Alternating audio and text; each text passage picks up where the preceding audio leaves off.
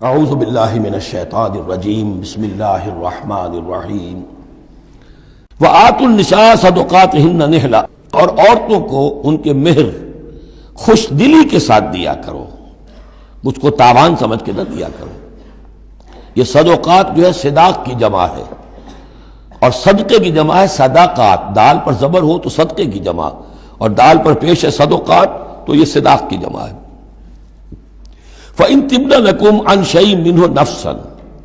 پھر اگر وہ خود اپنی مرضی سے، اپنی رضامندی سے اس میں سے کوئی چیز تمہیں دے دیں، تم نے مہر جو انہیں دیا تھا وہ تم نے ادا کر دیا، اب وہ تمہیں کوئی ہبہ کر رہی ہیں، تمہیں اس میں سے کوئی چیز جو ہے ہدیہ کر رہی ہیں، تحفہ دے رہی ہیں، تو کوئی حرج نہیں۔ فَكُلُوهُ هَنِيًّا مَرِيًّا، تو تم اسے استعمال میں لاؤ، کھاؤ لچتا پچتا، اس میں کوئی حرج نہیں ہے،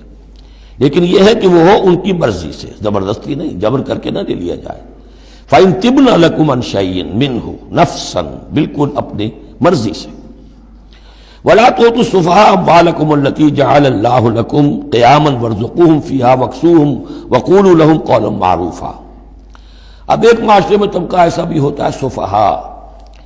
بچہ ہے ابھی اس کو سمجھ نہیں ہے، یا آوارہ ہو گیا ہے، باپ مال بہت چھوڑ گیا ہے، اب وہ مال اڑا رہا ہے،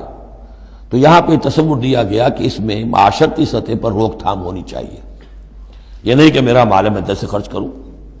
تو اموالکم کہا گیا، یہ اصل میں ایک معاشرے کی ایک مشترک سی چیز ہے، مشترک بہبود کے لیے ہے، چاہے انفرادی ملکیت ہے لیکن پھر بھی اس معاشرے کی اس کے اندر مشترک بہبود ہونی چاہیے۔ مت پکڑا دو ناسمجھوں کو یا بے وقوفوں کے اپنے مال، جن کو اللہ تعالیٰ نے تمہارے لیے دنیا کے گزران کا ذریعہ بنایا ہے۔ وَارْزُقُوهُمْ فِيهَا، ہاں انہیں رزق دیتے رہو اس میں سے، وَاكْسُوهُمْ کھلاتے رہو پلاتے رہو، وَقُولُوا لَهُمْ قَوْلًا مَّعْرُوفًا، اور ان سے بات کیا کرو البتہ نرم اچھے انداز میں۔ یہ اصول تھا جس کے تحت کہ برٹش انڈیا میں کورٹ آف وارز مقرر ہو جاتے تھے، کہ اگر کوئی بڑا جاگیردار ہے، کوئی نواب ہے، اور وہ فوت ہو گیا، اس کا بیٹا جو ہے آوارہ ہے، اور اس کی جو اندیشہ ہے کہ اسے کچھ اڑا دے گا، ختم کر دے گا، تو کورٹ آف وارز ہو جاتا تھا، حکومت جو ہے وہ اس کا چارج لے لیتی تھی، اس کے لیے سالانہ اس میں سے، اس کی آمدنی میں سے وظیفہ ہوتا تھا، اس میں اپنا خرچ کرے، لیکن یہ ہے کہ باقی چیزیں جمع رہتی تھی تاکہ یہ ان کی آئندہ نسل کے کام آ سکے۔ وَابْتَلُوا الْيَتَامَىٰ حَتَّىٰ إِذَا بَلَغُوا النِّكَاحَ، اور یتیموں کی دیکھ بھال کرتے رہو، جانچ پرکھ کرتے رہو، دیکھتے رہو کہ ان کے اندر کبھی شعور پیدا ہو گیا یا نہیں۔ فَإِنْ آنَسْتُم مِّنْهُمْ رُشْدًا، تو جب تم دیکھو ان میں کہ اب یہ باشعور ہو گئے ہیں، سمجھدار ہو گئے ہیں، فَادْفَعُوا إِلَيْهِمْ أَمْوَالَهُمْ، تو ان کے اموال ان کے حوالے کر دو۔ وَلَا تَأْكُلُوهَا إِسْرَافًا وَبِدَارًا أَن يَكْبَرُوا، اور دیکھو اس مال کو کھانے کی کوشش نہ کرو، ہڑپ نہ کرو جلدی سے، کہ ایسا نہ ہو کہ بچے جوان ہو جائیں تو یہ مال تو دے ہی دینا ہے میں نے، تو اس سے پہلے جتنا بھی اس کو میں کھا جاؤں کھا لوں۔ وَمَنْ كَانَ غَنِيًّا فَلْيَسْتَعْفِفْ، اگر کوئی جو ولی ہے یتیم کا وہ غنی ہے، اللہ نے اسے خود دے رکھا ہے، کشائش ہے اس کے پاس، تو پھر اسے یتیم کے مال میں سے کچھ بھی لینے کا حق نہیں ہے، پھر اسے یتیم کے مال سے بچتے رہنا چاہیے۔ وَمَنْ كَانَ فَقِيرًا، اور اگر کوئی خود تنگ دست ہے، محتاج ہے، اب ظاہر بات ہے وہ یتیم کی کوئی نگہداشت بھی کر رہا ہے، اس کا کچھ وقت بھی اس پہ صرف ہو رہا ہے، تو فَلْيَأْكُلْ بِالْمَعْرُوفِ، تو معروف طریقے سے، بھلے انداز میں، جو کہ معقول انداز ہو، اس میں سے اگر وہ یتیم کے مال میں سے کچھ کھا بھی لے تو کوئی حرج نہیں ہے۔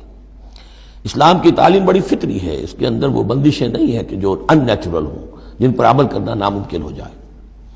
فَإِذَا دَفَعْتُمْ إِلَيْهِمْ أَمْوَالَهُمْ، اور جب تم ان کے مال ان کے حوالے کر دو، فَأَشْهِدُوا عَلَيْهِمْ، تو گواہ بنا لو کہ یہ چیزیں تھیں جو آج کی تاریخ میں میری تحویل میں تھی، آج تک میں نے ان کے حوالے کر دی۔ وَكَفَىٰ بِاللَّهِ حَسِيبًا، باقی اللہ تعالیٰ کافی ہے حساب لینے کے لیے، یہ دنیا کا معاملہ ہے، اس کے لیے لکھت پڑھت شہادت، باقی اصل حساب تو تمہیں اللہ کے ہاں جا کے دینا ہے۔ لِلرِّجَالِ نَصِيبٌ مِّمَّا تَرَكَ الْوَالِدَانِ وَالْأَقْرَبُونَ، مردوں کے لیے بھی حصہ ہے اس میں سے کہ جو ترکہ چھوڑا ہو، جو وراثت چھوڑی ہو والدین نے اور رشتہ داروں نے۔ وَلِلنِّسَاءِ نَصِيبٌ مِّمَّا تَرَكَ الْوَالِدَانِ وَالْأَقْرَبُونَ، اور عورتوں کا بھی حصہ ہے اس میں سے جو والدین کی وراثت ہے، جو انہوں نے ترک کیا ہے، ان کا ترکہ ہے، اور رشتہ داروں کا۔ یہاں پہلی مرتبہ اب عورت کو وراثت کا حق دیا جا رہا ہے، ورنہ عرب کے معاشرے میں عورت کا کوئی حق وراثت نہیں تھا۔ یہاں پہ فرمایا گیا کہ مما قل منہ او کثر، چاہے وہ وراثت تھوڑی ہو چاہے زیادہ ہو، قانون جو ہے اللہ کا اس کو اس کے اوپر پورے طور سے نافذ ہونا چاہیے، نصیبا مفروضہ، اور یہ حصہ ہے اللہ کی طرف سے فرض کیا گیا۔ اب میں آپ کو نوٹ کراؤں گا کہ کتنی مرتبہ یہ تاکید ہو رہی ہے اس قانون وراثت کی، اور آپ اگر ساتھ ہی دیکھتے رہیں کہ کتنی دھجیاں اس کی بکھرتی ہیں ہمارے معاشرے کے اندر، کوئی ان کا لحاظ نہیں۔ اور بڑا جو ہمارا خاص طور پر ایک علاقہ ہے کہ جہاں ویسے نماز روزہ بہت ہوتا ہے، وہ بیٹیوں کو کوئی وراثت میں کوئی حصہ دینے کے لیے وہ کسی صورت تیار نہیں ہوتے۔ شریعت کے کچھ چیزیں جو ہیں وہ بہت اہم ہیں، اور شریعت کی یہ چیزیں جو ہیں کس قدر تاکید کے ساتھ آ رہی ہیں، یہ کہتے ہیں یہ رواج کے تحت ہوگا۔ وَإِذَا حَضَرَ الْقِسْمَةَ أُولُو الْقُرْبَى، اور جب وراثت کی ترکے کی تقسیم ہو رہی ہو تو اب اگر وہاں کچھ قرابت دار بھی آ جائیں، والیتامى یتیم بھی آ جائیں، والمساکین کچھ محتاج بھی آ جائیں، فارزقوہم منہ وقولوا لہم قولا معروفا، تو انہیں بھی کچھ دے دلا دو اس میں سے، کیونکہ اس وقت دیکھ رہے ہیں تقسیم ہو رہی ہے، وہ بالکل محتاج ہیں، تو احساس محرومیت جو ہے اس کو کسی نہ کسی درجے میں جو بھی اس کے اندر کچھ ان کی مداوع ہو سکتا ہو کرو۔ وَقُولُوا لَهُمْ قَوْلًا مَعْرُوفًا، ان سے بات کرو تو بڑے اچھے انداز میں، جھڑکو نہیں کہ ہماری وراثت تقسیم ہو رہی تم کون آ گئے یہاں پہ۔ وَلْيَخْشَ الَّذِينَ لَوْ تَرَكُوا مِنْ خَلْفِهِمْ، ڈرتے رہنا چاہیے ان لوگوں کو کہ اگر انہوں نے بھی چھوڑے ہوتے اپنے پیچھے ذُرِّيَّةً ضِعَافًا، چھوٹے بچے، اپنی نسل چھوڑ کر اگر وہ گئے ہوتے اور یتیم بچے ہوتے ان کے، خافوا علیہم، تو کیسے کیسے اندیشے ہونے ہوتے اپنے ان بچوں کے بارے میں، فلیتقوا اللہ، تو انہیں چاہیے کہ اللہ کا تقوی اختیار کریں کہ یہ یتیم جو اس وقت آ گئے یہ بھی کسی کے بچے ہیں، کوئی ان کا بھی باپ تھا،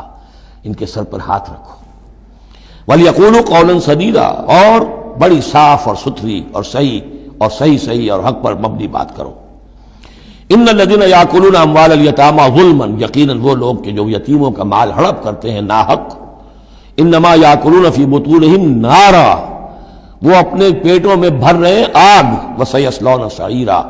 اندر کی آگ تو اپنے پیٹوں میں ڈال رہے ہیں اور سموچے وہ خود آگ میں ڈال دیے جائیں گے۔